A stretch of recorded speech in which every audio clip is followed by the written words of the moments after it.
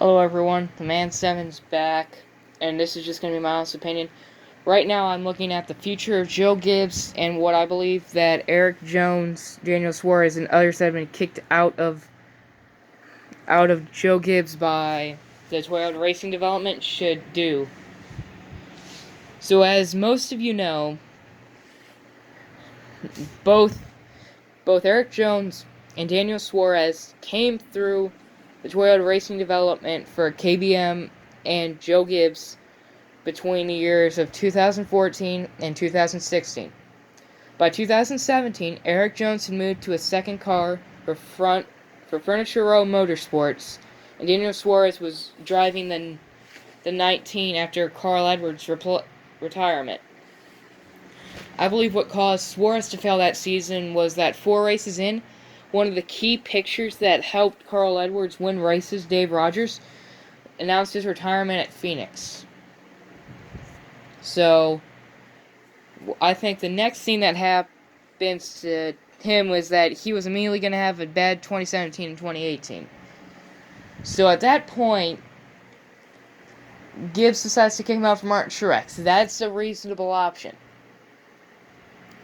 And now the 20 car, at this point, Erik Jones moved from the second car for Furniture Row to becoming the 20, replacing Matt Kenseth, who almost made the Final Four had the NASCAR rule for the caution clock not been put in place. So, right after that, in 2018, both of them shared a season, both of them had a bad season. Erik Jones, however, made the playoffs, but was an early round of 16 exit. And now whenever it comes to Daniel Suarez, in 2019 he was kicked and went to Stewart-Haas. He performed okay there, but Gene Haas kicked him for not having enough sponsorship. Now he's driving for Gaunt Brothers. Now Erik Jones, having a bad season, with overall the entire Joe Gibbs organization, besides Hamlin and Truex, have just flopped. Kyle Busch hasn't won races, but has been in contention for 2 or 3 of them. And Martin Truex scored a win at Martinsville, hasn't done much. Denny Hamlin's been the flag bearer and looks to be one of the favorites alongside Kevin Harvick and Brad Keselowski. Now, at this point, I believe that Erik Jones has had a bad season. He's had a very poor season. Everything's been downhill since Indy whenever he cut a flat tire exiting turn 3. And as Clint Boyer said, mind you, Clint Boyer, in his rookie season, watched Jeff Gordon lose his brakes into turn 1 in the 2006 Pocono 400 and smack the outside wall with his driver's side.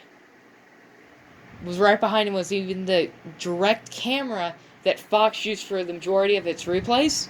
Said that was the hardest hit he had ever seen. Since then, he's fallen apart. Since then, the team's fallen apart. The morale's low. At New Hampshire, besides bad pitch strategy, he never sat inside the top 20 during the entire race. Now he's been kicked due to Levine Family Racing's closure. Now, at this point, Christopher Bell's going to take over. And I believe that Erik Jones is going to split the 48 with Jimmy Johnson and others throughout it, doing a revolving door of sorts. Kind of like what you saw with Earnhardt Jr. after his concussion. They're going to split the season. Jimmy's going to run the races he wants to. Eric's going to run the races that he's allowed to.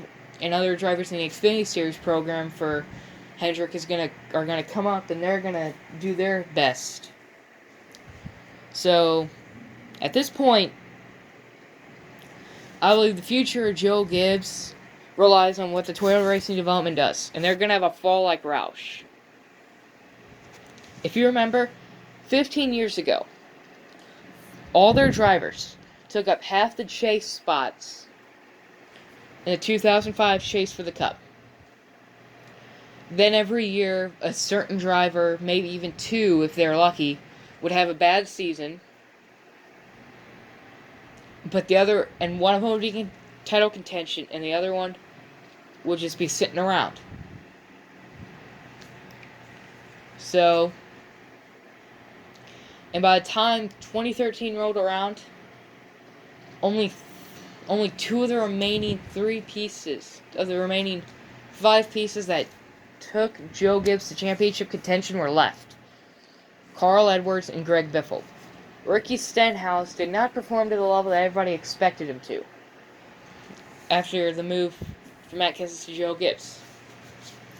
And by 2014, Carl Edwards has announced that he was moving over to Joe Gibbs. You only had one piece of the puzzle, who since 2013 had never scored a win.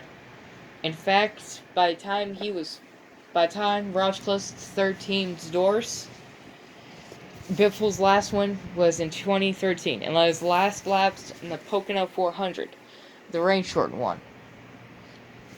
At this point, Stenhouse and Bonnet had failed, and the rookie chain was not doing good. They shut down their Xfinity program and got 2 drivers that were not inexperienced.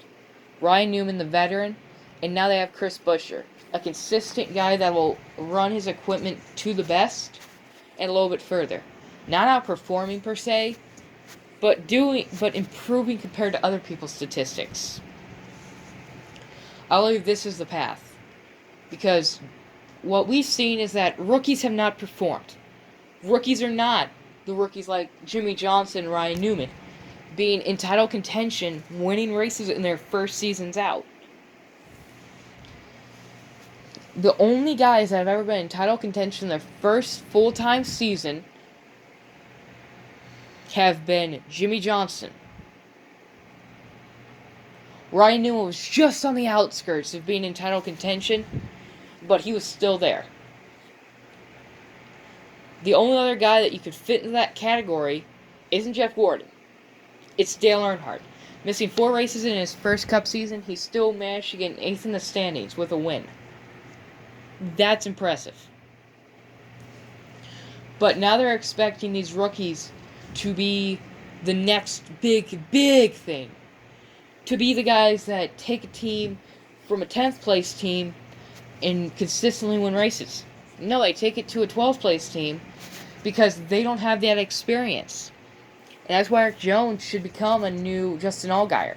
He doesn't have that experience. Laying in the weeds in the Xfinity Series again, alongside Daniel Suarez, will be the best thing for them.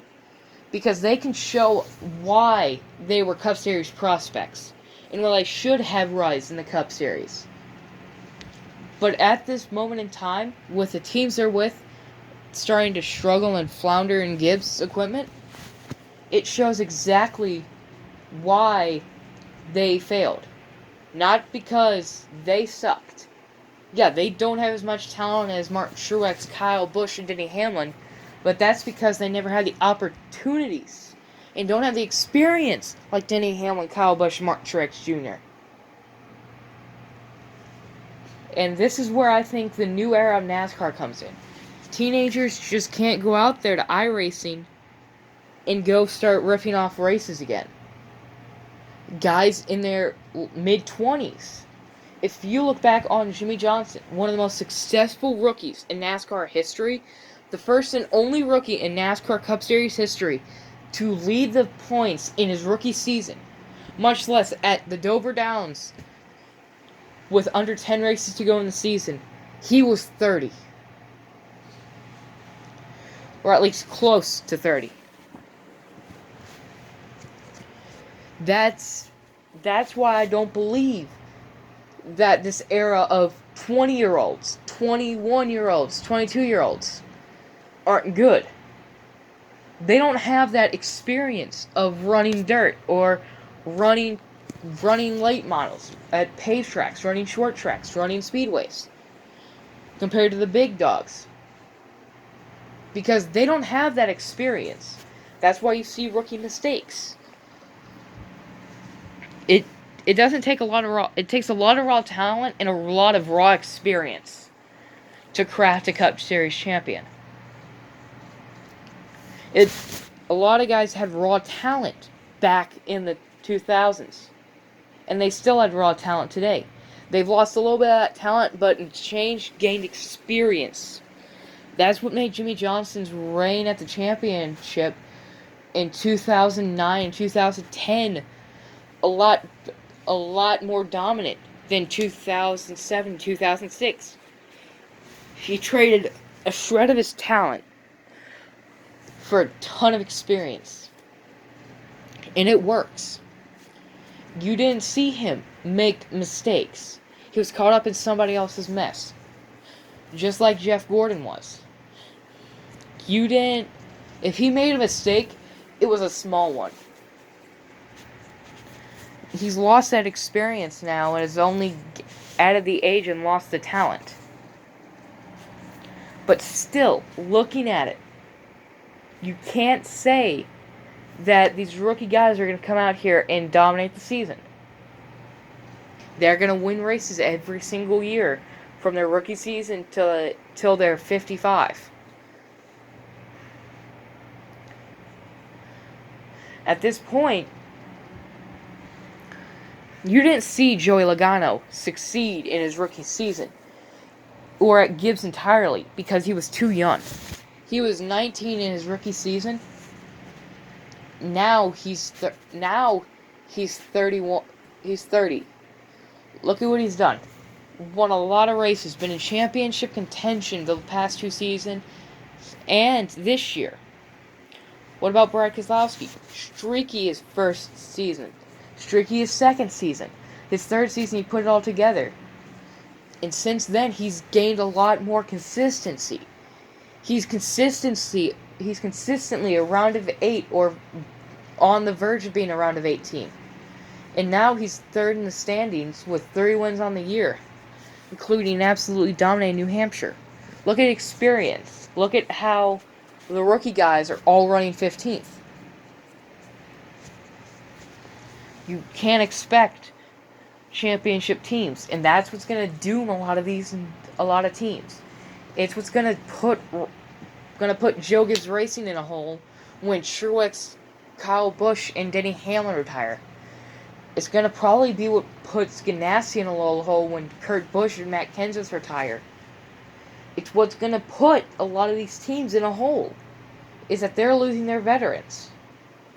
Don't believe me? Look at how Hendrick 2015 was compared to Hendrick 2018. Hendrick 2019. Still, I think at this point, you need to make sure that if you're Gibbs, give your guys more chances. Don't give them 2 seasons. Make sure that they understand that they need experience. They're not going to run perfect, and you don't need to press them to run perfect. Anyways, I'm the Man 7, firing every driver 3 years in. Peace.